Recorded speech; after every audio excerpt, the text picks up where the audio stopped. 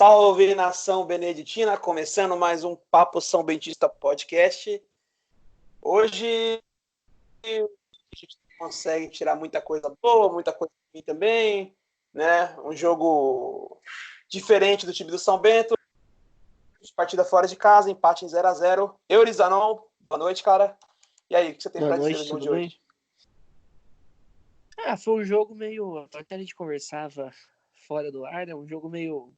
Um resultado que não foi ruim, um resultado que não foi bom, um jogo que não foi nem ruim nem bom. Difícil analisar, né? Cara, a gente esteve em Piracicaba, né?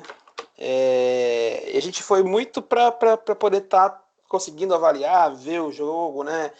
Com esse negócio da Série A2 aí que a gente acaba não tendo mais TV, né? E aí, para jogos fora, se você quiser assistir o jogo, você precisa ir no estádio.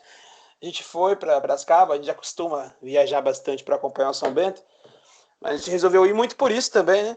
E assim, é aquela coisa, como a gente conversava fora do ar, né?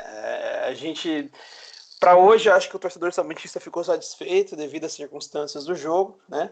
Mas não se tem muita coisa nem de boa nem de ruim para falar, porque o resultado em si foi bom, né? Se você for analisar, mas é difícil a gente elogiar um time que ficou praticamente um tempo sem jogar, né? Sem criar as jogadas, apenas marcando. E também, assim, o resultado, um ponto na tabela, que não ajuda muita coisa para o São Bento, né? Na situação que o São Bento está. Eu achei o jogo muito fraco tecnicamente, cara. Achei que tanto o São Bento quanto o 15 jogaram pouco. Justifica um pouco as suas posições na tabela, né? E apesar de terem bons jogadores, a gente sabe que esse confronto é o confronto entre o maior e o segundo maior orçamento da competição. Então, é curioso, né, que vivam fases complicadas ambos os times. E assim, acaba proporcionando, acho que a falta de confiança acaba resultando nesse tipo de jogo que a gente viu aí em Piracicaba, né? Um jogo onde os dois times nervosos e criando pouco, como eu falei para você, no estádio, né? Os dois times com medo de perder, aparentemente, e aí quando tá todo mundo com medo de perder, ninguém ganha, né? Enfim. E aí, cara, assim, fazendo uma pequena análise sobre o jogo, eu achei o primeiro tempo bastante equilibrado, e um pouco mais jogado também o primeiro tempo.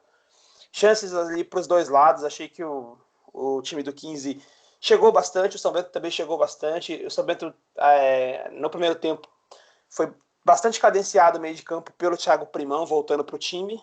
E o Eric Luiz, de novo, mais uma vez, acredito que tenha sido o melhor em campo do time do São Bento. Bastante agudo do primeiro tempo, rápido. Ele tem uma facilidade para ganhar ali no 1 contra 1, ele contra o marcador do time do 15 de Piracicaba. Mas ele acabava pecando na tomada de decisão, uma coisa que o Condé falou ali na última coletiva após a derrota para o Sertãozinho, que é aquilo, né? O jogador até cria jogada, até né, o meia encontra o Eric Luiz ganha na velocidade do marcador, cria uma jogada aguda ali pela ponta, e aí na hora de tentar o passe para achar alguém para fazer o gol, ou um cruzamento, ou dar o corte, chutar, ele sempre opta por alguma opção bem ruim e que acaba até um lance que tinha todo o potencial para ser um lance de perigo real de gol, acaba não saindo disso. Então o Eric Luiz a gente vê que é um jogador que se destoa ali na velocidade, no drible, mas ele tem esse defeito, né? Acaba não tendo uma tomada de decisão tão inteligente. Então por vezes o São Bento chegava por ali com o Eric Luiz e acabava não conseguindo concluir nada. E a gente percebia que o time tinha condições de fazer o gol nesse primeiro tempo, mas acabou não fazendo. A gente percebeu uma defesa mais aplicada taticamente do São Bento, né? Que se propôs a marcar. Eu acredito até que tenha sido uma estratégia do Condé, que o Euro tinha dito aqui no último programa, né? Sobre aproveitar a crise do 15 de Piracicaba, sobre tentar fazer a torcida deles jogar contra o time deles com nervosismo pelo resultado lá ser mais, né, exigido do que pra gente, que estava jogando fora, e até pelo time deles estar ainda pior posicionado na classificação. E eu acho que o Condé tentou um pouco isso, né, se preparou mais para marcar do que para atacar, mas a gente viu uma defesa um pouquinho mais aplicada, né? As duas linhas ali fazendo uma marcação direitinha, e o 15 não teve grandes jogadas. O primeiro tempo, acho que a melhor foi o Daniel Costa, que acertou a trave num escanteio, uma tentativa de gol olímpico. O Daniel Costa, que a gente tinha avisado no último podcast, um jogador de qualidade técnica diferenciada. O que você achou aí, cara? Você concorda com isso aí, desse primeiro tempo aí, equilibradinho, chances para os dois lados? Parecia um jogo até mais normal, né? Eu acho que o segundo tempo que decepcionou, né? O primeiro tempo começou com o 15 um pouco mais em cima, né? E a gente saindo na velocidade. O Eric Luiz muito bem mais uma vez. Eu acho que é o jogador que vem sendo mais regular ao longo do campeonato. Alguns momentos ali por volta do minuto 20, do minuto 30, o São Bento chegou até a dominar a partida. Acho que a gente criou bem mais. As linhas do 15 vieram bem para trás, né? E a gente tomou um pouco de conta do jogo. Mas na parte final do primeiro tempo, o 15 voltou a jogar um pouco melhor, empurrando a gente para trás e deixando a gente sair nos contra-ataques. Em compensação, o segundo tempo a gente não entrou em campo, né? O segundo tempo foi pífio, foi muito fraco. O 15 entrou com tudo, pela pressão que tinha, a torcida pressionando. Depois do jogo, como eles não venceram, tiveram protestos lá, né, no estádio, pedindo a cabeça do treinador, reclamando de alguns jogadores do elenco. Sofremos bastante com faltas próxima à área, né, que até gerou a expulsão do Evandro. E o Daniel Costa, como a gente já falou, é um exímio batedor de bolas paradas, quase fez gol olímpico. Teve duas faltas muito perigosas que ele bateu muito bem, por pouco não tomamos o gol. E nosso ataque foi nulo praticamente, né? Nós não tivemos nenhuma grande chance de gol. O que você achou do segundo tempo? Cara, eu acho que foi bem por aí. Até acho que esse negócio de tentar pilhar o 15 ficou mais evidente ainda no segundo tempo, porque o São Bento começou a fazer mais cera do que vinha fazendo no primeiro tempo, até uma cera bem descarada. A gente comentava no estádio, olha, a gente é torcedor, mas hoje é acréscimo para 6 ou 7 minutos, né? Porque o time tava vários jogadores caindo, pedindo atendimento, o goleiro Lucas Macanhã fazendo várias vezes esse tipo de recurso e ganhando muito tempo ali do jogo, né? Com cera. E tentando talvez até pilhar não só a torcida, como o time do 15, que também estava precisando do resultado, né? Mas, assim, eu achei que o recurso da falta foi muito utilizado pelo time de São Bento, que estava marcando forte, estava marcando até que bem, o 15 não estava conseguindo. Eu não me lembro de nenhuma grande jogada do 15 de infiltração, entrando na área, saindo em condições de chutar no Macanhã, de tão bem que estava marcando o São Bento, né, que é uma característica do Léo Condé, armar boas retrancas jogando fora de casa.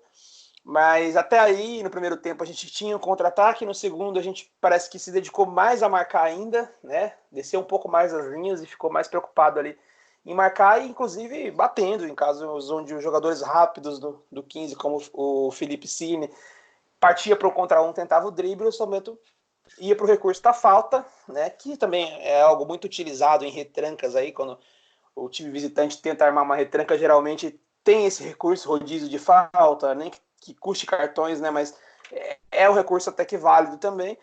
E aí acabou que assim, o São Bento brincou um pouco com a sorte até com isso, porque do outro lado tinha o Daniel Costa, que a gente sabe que é um exímio batedor de falta, e ele teve várias chances. Sorte nossa que o Daniel não estava no bom dia.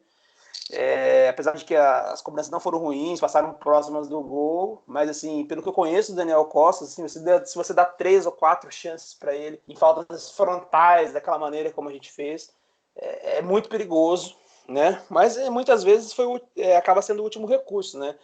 Porque, por exemplo, no lance da expulsão do Evandro, se não me engano, o Evandro toma um cartão amarelo uns 5 minutos, 6 minutos antes, né? De tomar o cartão vermelho, em duas faltas muito parecidas, como eu falei, né? O Felipe Cirne, que estava ali em cima dele, é um jogador rápido, driblador, por várias vezes arrancava, né? Ia conduzindo a bola, chegando próximo do Evandro, ele arrancava para tentar quebrar aquela primeira linha e tentar algum passe para deixar o companheiro ali em condições de fazer o gol.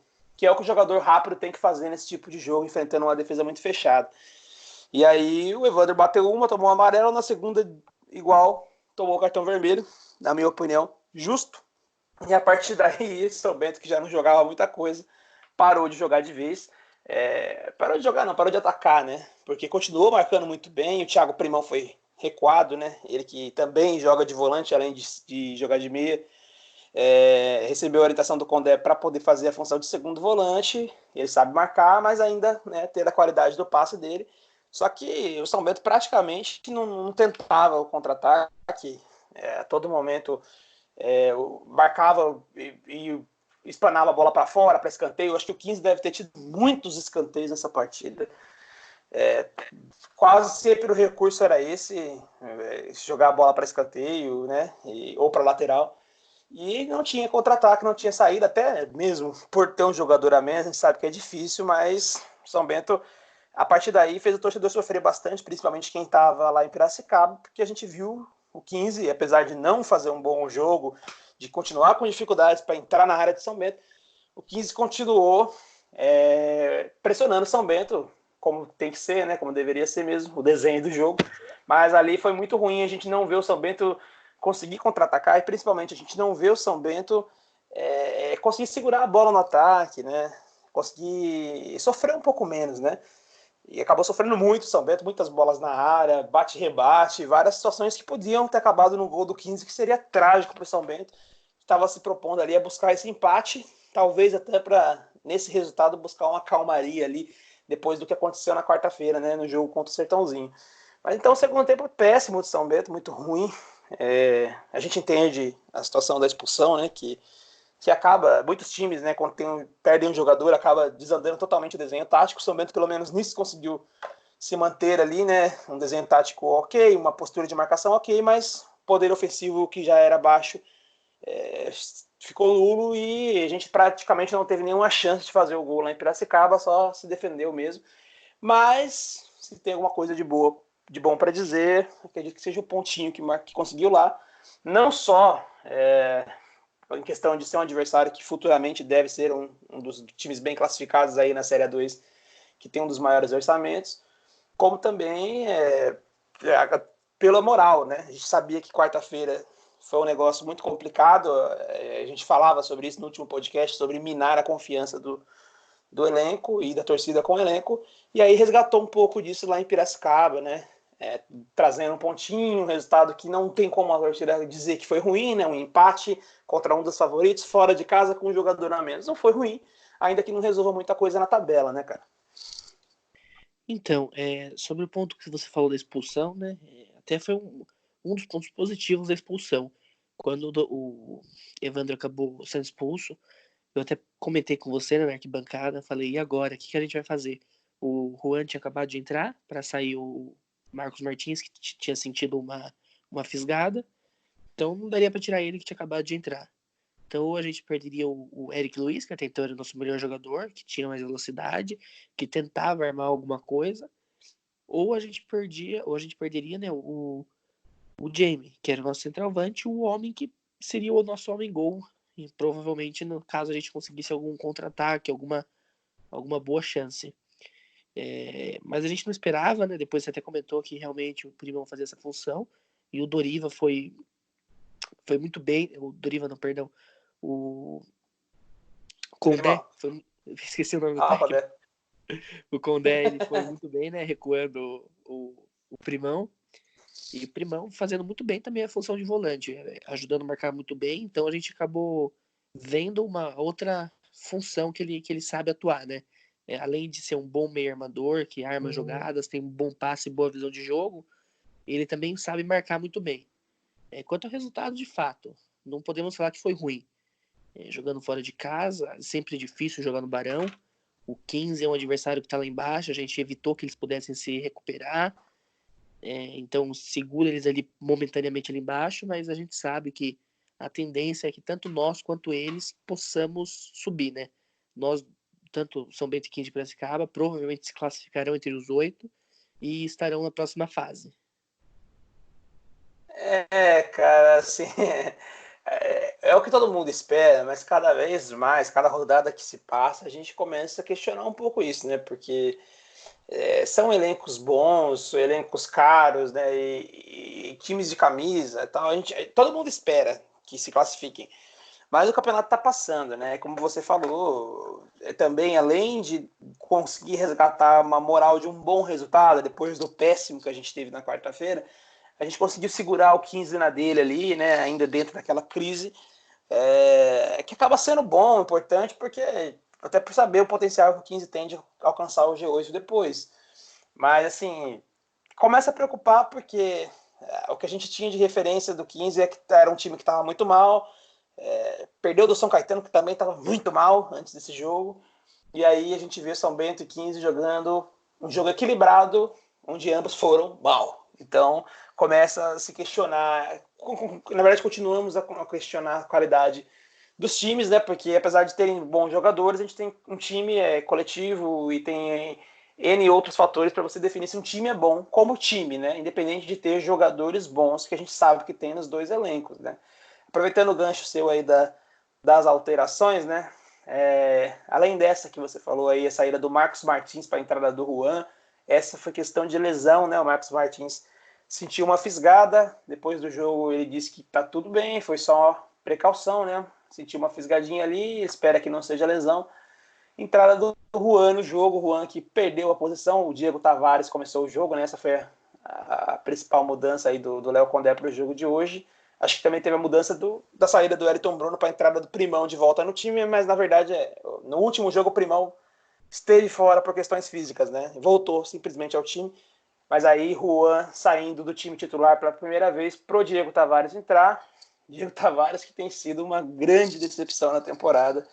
Mais um jogo ruim do Diego Tavares, mais um jogo meio disperso, atrapalhando jogadas de ataques boas do time. Às vezes o time com a posse de bola em velocidade, saindo em contra-ataque, encontrava o Diego Tavares livre na lateral do campo. E aí ele partia para cima, perdia a bola, rendia contra-ataque para o adversário. Assim, até agora não mostrou que veio o Diego Tavares. Segue muito mal. Mas começou jogando o jogo. O Juan, que fez um jogo péssimo na quarta-feira, começando no banco, mas entrando aí no lugar do Marcos Martins. Aí o Léo Condé recuou o Diego Tavares para lateral. Ele sabe fazer lateral também. A gente sempre falou isso aqui, né? Desde o primeiro podcast na análise do elenco. E aí o Diego Tavares fez a lateral, não melhorou muita coisa do que vinha jogando pelos lados do campo. Achei até que pelo menos ele não comprometeu, né? Continua ali fazendo a segunda linha de marcação como vinha sendo feita com o Marcos Martins.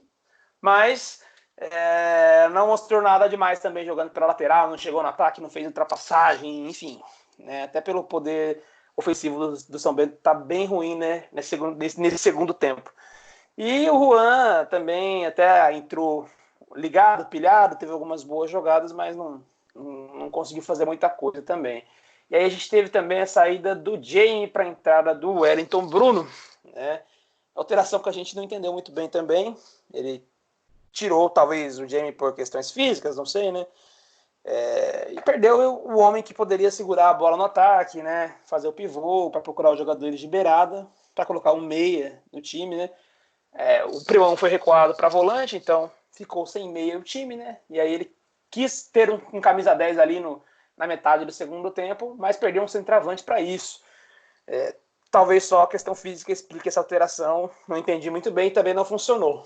E a gente teve ainda a entrada do Doriva no lugar do Eric Luiz, é isso? Isso. Doriva no lugar do Eric Luiz. Também, assim, acho que até mais para garantir o resultado, né? Colocando um volante ali, né? Para jogar com o Primão, que estava jogando de volante nesse momento do jogo, e com o Fábio Bahia, para de fato fechar a casinha de vez. A gente percebe nas alterações do Condé, tirando o centroavante, enfim, né? Reforçando bastante o meio-campo, pensando muito em garantir o resultado. Talvez até o Condé prevendo a tragédia que seria se a gente perdesse esse jogo, né? Poderia agravar a crise, o que não aconteceu, cara. As alterações aí do Condé, o que você achou? Cara, aproveitando o seu gancho, as alterações eu achei inócuas, com exceção da alteração do Marcos Martins, que tinha que ser feita por causa de lesão mesmo. Tanto o Juan quanto o Wellington Bruno e o Doriva. O Doriva entrou no final, né? Mas o Wellington Bruno. Eu nem vi o Doriva jogar, cara. Oi? Eu nem percebi o Doriva jogar, pra ser bem sincero ali. No finalzinho ele entrou, aí ficou aquele abafa do 15 jogando bola na área. Pouco vi do Exatamente, Doriva. né? O Doriva nem teve chance de jogar, de esquentar no jogo, né? Ele nem suou. Mas o Wellington Bruno e o Juan pouco ajudaram ofensivamente, né? O time não criava mais jogadas. Até a saída do Jamie pode ter sido um fator, porque não tinha mais aquele homem-gol. Mas aproveitar que você citou, que decepção do Diego Tavares, hein? A gente falou muito bem dele no começo, ele veio com ótimas referências, muito mal no ataque. Acho que o cúmulo foi uma jogada que nós tínhamos o contra-ataque e ele simplesmente caiu e nós perdemos a jogada de ataque porque ele ficou caído, o árbitro parou o jogo para ele ser atendido e nós perdemos uma boa chance que nós tínhamos para atacar, né? No segundo tempo ele foi recuado, porque como a gente falou, ele jogava de lateral e ponta. Então, com a saída do Marcos Martins, entrou o Juan fez a função de ponta e o Diego Tavares foi recuado. Se for que ele não comprometeu porque não tomou gol, né? Vou Mas eu acho que aproveitar foi. para poder. Oi? Perdão, você tinha caído aqui para mim, Yuri, na chamada. Pode continuar a sua análise. Acredito que o Tá. pessoal ficou te ouvindo. Uhum. É que defensivamente eu acho que foi muito mal também o Diego Tavares. As principais jogadas do 15, depois que ele foi para lateral, saíram ali pelo lado direito, pelo lado dele. Sorte que a dupla de zaga, que eu tanto critico, foi segura, né? Evitou boas chances do 15. O Adalberto muito seguro lá atrás nessa partida. Mas o Diego Tavares, para mim, como lateral, também foi muito fraco. Muita bola nas costas, muitos dribles que ele tomava, não conseguia acompanhar a velocidade do atacante. E outro ponto negativo da equipe, no meu ponto de vista, que a gente já falava, e eu acho que, assim como o Diego Tavares não tem condição de atuar, é o Alan Vieira. O Alan Vieira foi muito mal. Ele insiste em querer De bater novo. faltas, ele insiste, toda falta que ele vai, ele quer cobrar. Nós temos bons batedores de bola parada, temos o Primão, temos o Wellington Bruno, mas o Alan Vieira insiste. E assim como foi no jogo contra a Portuguesa, ele cobrou uma falta muito mal e gerou contra-ataque, só que ele não tá bem fisicamente, então ele gera o contra-ataque e não volta para ajudar a marcar. Então você acaba dando perigo pro adversário, né? O adversário acaba dando um calor por causa de um lance bobo. Então acho que negativamente a gente pode citar esses dois jogadores, tanto o Diego Tavares como o Alan Vieira. O que você achou da atuação deles? Cara, pois é, o Alan Vieira, é curioso que dessa vez ele terminou o jogo, né? Isso, acho que foi o primeiro jogo que o Alan Vieira terminou. O Luiz Henrique Picuíra não entrou no jogo de hoje, né? Mas, assim, se esse é o Alan Vieira com físico bom, eu acho que não vai servir, porque o Alan Vieira não foi muito diferente dos outros jogos, continuou mal, como você falou, né? Teve esse lance aí da falta que o time tá ali todo compacto, tentando marcar, tentando ocupar os espaços do campo de uma maneira que o 15 não agrida. E aí tem uma falta a favor do São Bento, que ele pode criar uma boa chance, ele cobra mal, cobra do primeiro pau, fraco, não chega em nenhum jogador do São Bento. O zagueiro, acho que foi o Diego Giussani, tira de primeira e já coloca o atacante para correr. E situação de contra-ataque, o Alan Vieira ainda com dificuldade para recompor na jogada, para poder, né, voltar e marcar. Acaba sendo ultrapassado com facilidade e vira uma situação de chance de gol do adversário. Já pensou o 15 fazer gol em contra-ataque no Barão da Serra Negra precisando do resultado? É complicado, né? Isso me incomoda muito com o Condé de não perceber essa deficiência clara, esse problema claro com o Alan Vieira. E acabar insistindo nele aí, né? Hoje, até no jogo inteiro, os 90 minutos de Alan Vieira aí, que irritou bastante o torcedor do São Bento.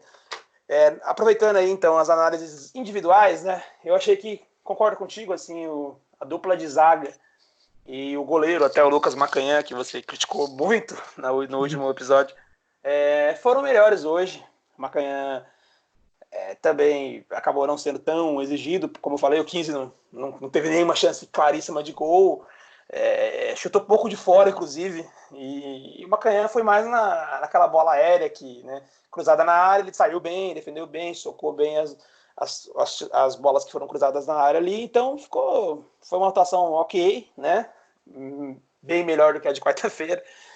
E a dupla de zaga aí sim, bem segura, subindo ali bem em todas as jogadas, ganhando sempre de cabeça, tanto que o 15 teve vários escanteios, justamente porque praticamente toda a bola alçada na área, nossa dupla de zaga estava conseguindo cortar, foi bastante exigida e foram bem no jogo de hoje.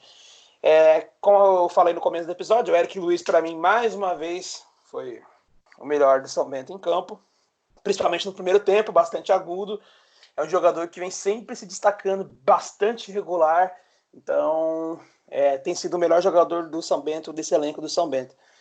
E a gente teve também aí, assim, negativamente falando, né, além do Alan Vieira, o Jamie, eu achei bastante apagado, praticamente não participou e de nada do jogo, né? Geralmente o Jamie tem 30 minutos bons aí, depois tem os problemas físicos dele. Dessa vez ele praticamente não apareceu, não incomodou em nada a defesa do 15. É claro que a postura reativa e inclusive postura nula, ofensivamente falando, do São Bento, atrapalharam bastante o Jamie, mas assim, praticamente não teve, né, chances ali, praticamente nenhuma, acho que nenhuma. Mas assim, partida apagadíssima do Jamie, que quando saiu, terminou que não fez falta porque não vinha fazendo nada, né? A gente só tinha uma esperança de alguma bola sobrar e o Jamie fazer o gol, mas ele não vinha participando muito do jogo. No 15, aproveitando também, né? O ouvinte pede para a gente destacar jogadores do adversário, né? Que possam ser usados pelo São Bento aí, contratados para o Brasileiro Série C. Como eu falei aqui, o Felipe Cime, um jogador rápido, habilidoso, com uma arrancada muito boa, e eu achei ele bastante lúcido para cadenciar, para dominar, tentar dar passos para abrir espaço, né? Não é aquele jogador, geralmente jogadores rápidos e dribladores costumam ser forminhas, né? Jogadores que querem decidir tudo sozinhos. E o Felipe, eu achei ele lúcido. Segurava a bola no meio de campo, procurava o companheiro ali para tentar o passe, tentava 1-2 para criar espaço. E às vezes usava da característica dele, sim, de acelerar o jogo, de arrancar ali, né, para cima do Evandro, e acabou até conseguindo a expulsão do Evandro, que não foi aproveitada pelo time do 15. Mas é um bom jogador que eu achei interessante, além dos já conhecidos jogadores aí do 15, que são acima da média, jogadores que têm currículo de Série B, Paulista Série A1, né, o zagueiro Diego Jussani, o meia Daniel Costa, que hoje eu achei um pouquinho abaixo do nível dele, mas que a gente sabe que é um grande jogador. São Bento já tentou por várias vezes trazer o Daniel Costa. Talvez agora que ele esteja na Série A2 aí, seja que ele esteja mais próximo, né? Que seria mais viável conseguir a contratação do Daniel Costa ali para o segundo semestre. E é um meia clássico bom, tem ótimo passe, bom de bola parada. Então, um jogador que eu acho que interessa também. E o centroavante, Rafael Macena, que hoje não foi bem, estava bastante apagado, mas que nas últimas rodadas os poucos gols que o 15 fez geralmente saem do pé do Rafael Macena. Bom, cara, vamos fazer uma análise aqui da rodada. Acho que a rodada não foi completa hoje, né? Não, tem jogo Foram amanhã só ainda. alguns jogos. Tem jogo amanhã. Segunda não tem jogo na Série 2, né? Não, só amanhã. Amanhã, 10 horas, amanhã tem os últimos jogos. Todas as 10 da manhã. Isso. Bom, tá carregando aqui. Você não tem aí mais fácil, cara? Tenho. Se tiver Hoje mais à fácil aí, se tarde, quiser. tenho sim. Hoje à tarde o Taubaté, jogando em casa, ganhou da Penapolense. O São Bernardo, também jogando em casa, empatou com a Atibaia em 1-1, saiu atrás do placar. Mas o Marlisson, o mesmo que fez o gol contra nós, também de pênalti, empatou o jogo. A base do Red Bull Brasil, jogando em Campinas, perdeu de 2-0 pro Audax.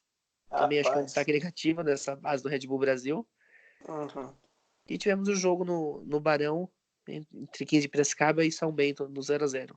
Completa a Bonito rodada 0x0. amanhã. Oi? Eu falei o 0x0. Pode Sim. continuar. Amanhã, às 10 horas da manhã, termina a rodada Portuguesa, Santista e Rio Claro, em Santos. Votuporanguense e Portuguesa, em Votuporanga.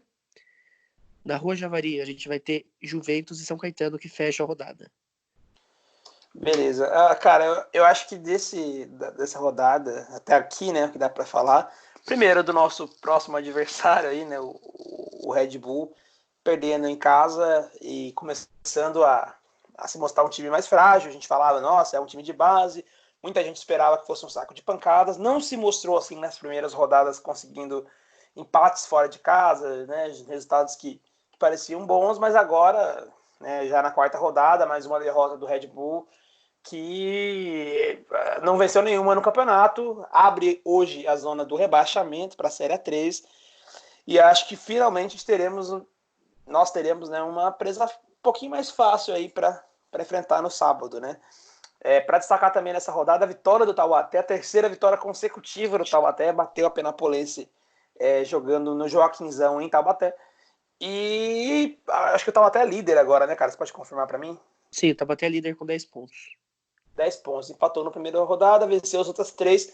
10 pontos em 4 rodadas dos 12 disputados. O Taubaté, olho no Taubaté, outro elenco que comentávamos, elenco com bons nomes da Série A2 ali, né? Jogadores com currículo de acesso na Série A2 e que vem liderando o campeonato, embalou aí 3 vitórias consecutivas.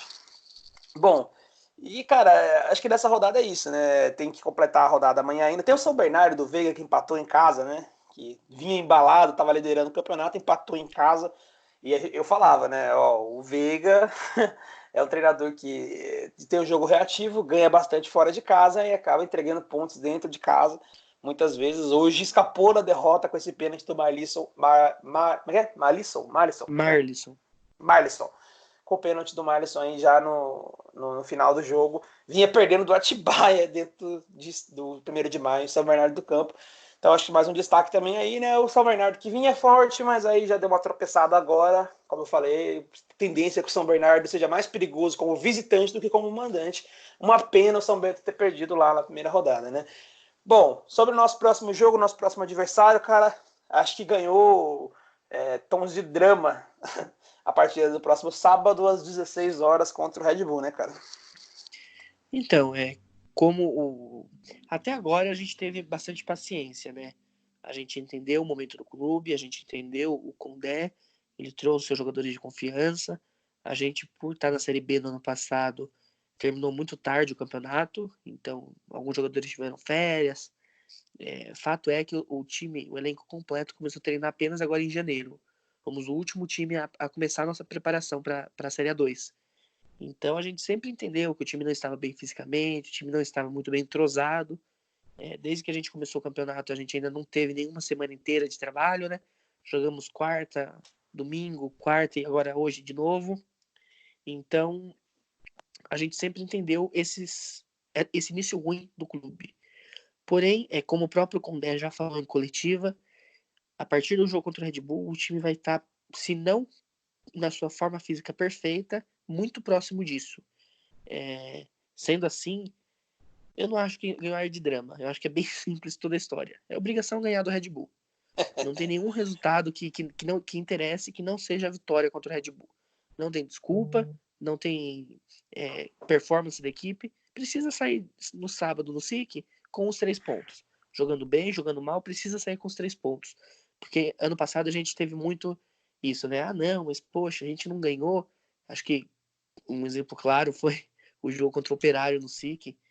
Não, poxa, a gente empatou com o Operário, mas a gente jogou muito bem e tal, a gente viu melhoria. Eu acho que, a princípio, a gente não tem que se preocupar com melhoria, a gente tem que se preocupar com o resultado, que é o que vem faltando.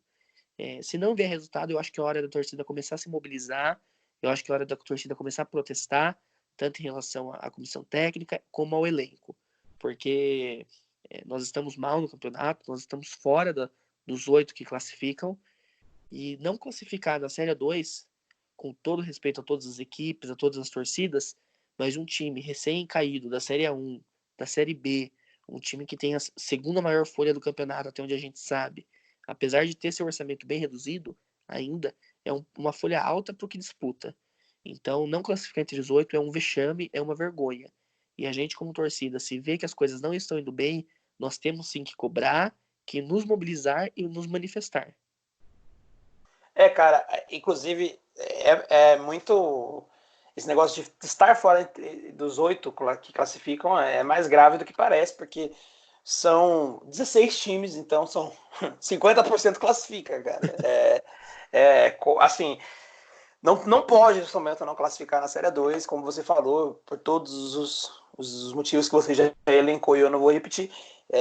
Não pode, de jeito nenhum. Inclusive, eu acho que ali é até o limite do aceitável somente, por exemplo, se classificar mal ali, classificar entre sétimo, oitavo, porque no final vai importar realmente o novo campeonato que vai se criar com mata-mata, né? Mas tem que classificar, gente. Não tem muito o que falar. É como o Yuri falou. Sábado eu falei que que se cria um tom de drama, porque justamente virou o divisor de águas do jogo, né? Assim, não tem mais para onde fugir, como o Eury falou. O Condé pediu 5 rodadas para preparar o time. Vamos estar na 5ª rodada. O time tem duas derrotas, uma vitória e um empate agora, né? Então, uma campanha ruim, 4 pontos, 25% de aproveitamento, né? Disputou 12 pontos e ganhou 4. Então, assim, agora a gente já passou por todas as dificuldades de que o Condé dizia, e agora a gente já vê jogadores que tinham problemas físicos se recuperando, né? Agora você vê o Alan Vieira jogando os 90 minutos, o Wellington Bruno outro dia aí contra o Sertãozinho jogou os 90 minutos também, o Jamie vem sempre jogando os 90 minutos como titular. O time está bem próximo de estar pronto, né? E agora é isso aí. Assim, tem que vencer o jogo, como o Eury falou, acho que atuação até de menos. Eu queria ver o time vencer jogando bem, principalmente pela fragilidade do adversário. É um time sub-20, é um time de meninos, né, que não tem responsabilidade, que não tem ambições na competição. Então, assim, por isso que eu falei, né? É um drama porque, como você falou também, né? Se a gente conseguir vencer, se fizer cedo o gol e abrir 2-0 e fazer um jogo tranquilo, é muito simples de resolver esse drama, né? Mas se a gente conseguir se complicar dentro desse cenário todo favorável, né? Adversário inferior, né? Com um time de meninos, em crise ainda, vindo de 2 derrotas. O São Bento, até então, segundo o próprio treinador, pronto fisicamente agora, com uma semana cheia para trabalhar agora, que o próximo jogo é só no sábado. Então não tem mais desculpa, tem que vencer o jogo, de preferência vencer jogando bem. E aí eu vou dizer para você, Eury, que se a gente vencer esse jogo, vencer bem e tiver um time mais próximo do ideal, eu vou dizer que não foi tão ruim o início, por todas as dificuldades, né? Até pela tabela ingrata que o São Bento teve aí, começar jogando contra o São Bernardo fora, depois a Portuguesa, aí depois o Sertãozinho, que a gente viu que é um dos melhores times, vai jogar amanhã, pode vencer e voltar a ser líder do campeonato. E agora o 15 de Piracicaba no Barão da Serra Negra. Então, talvez agora comece uma nova fase, né, na tabela do São Bento. Eu acho que ainda tem 2 jogos difíceis, se não me engano. Tem um jogo contra o Taubaté fora de casa, depois desse jogo contra o Red Bull, e depois é a Portuguesa também fora, né? Então a gente tem esse jogo um pouco mais tranquilo, depois os 2 jogos bem complicados fora de casa. Não, Mas aí Portuguesa não, depois... Portuguesa já jogou. Portuguesa Santista. Ah, tá. A Briosa, lá em Santos. Então, joga com o Red Bull, depois sai 2 vezes para fazer 2 jogos difíceis fora, né? Mas depois também, assim, com todo respeito aos adversários, a gente pega os adversários menos complicados em sequência com o time pronto e a gente espera que o time deslanche. E precisa desse resultado, chegar a 7 pontos aí, de repente entrar no G8 aí, para poder engrenar de vez. A gente espera que o São Bento engrene, né? A gente precisa que engrene. E eu concordo com o Eury, né? Que dependendo de como for a situação aí no sábado, a torcida precisa agir, a gente não pode esperar mais uma vez, ficar dando tempo, até porque o campeonato é curto. Bom, cara, acho que é isso. Hoje a análise vai ser até um pouco mais curta, um pouco menos, né, detalhada, né, até mesmo pelo desenho do jogo, né. Próxima partida, então, no sábado, 16 horas, contra o Red Bull. Talvez a gente faça um podcast no meio da semana abordando algum outro assunto relacionado, claro, ao São Bento, mas não somente de pré-jogo, né? E pós-jogo, né? Mas é pós-jogo que a gente faz. Mas é isso aí, vocês vão estar recebendo notificações caso saia aí no meio da semana. E claro que a gente volta para repercutir esse jogo de sábado, às 16 horas, São Bento e Red Bull. Mais uma vez, pedimos a presença do torcedor, o público na Série 2 tem sido baixo, né? E até gostei da postura da torcida do São Bento no último jogo, né? Que foi aquele apoio até o final, durante os 90 minutos. Esperamos que seja assim mais uma vez nesse jogo contra o Red Bull. É uma boa chance para esse elenco do São Bento tirar aquela má impressão daquele jogo contra o Sertãozinho, que ainda faz a cabeça do torcedor são bentista doer. Boa noite para você, Eury. Até a próxima, cara. Boa noite a todos, boa noite, Marco, boa noite aos ouvintes, saudações beneditinas e a gente se vê sábado às 16 horas no Walter Ribeiro.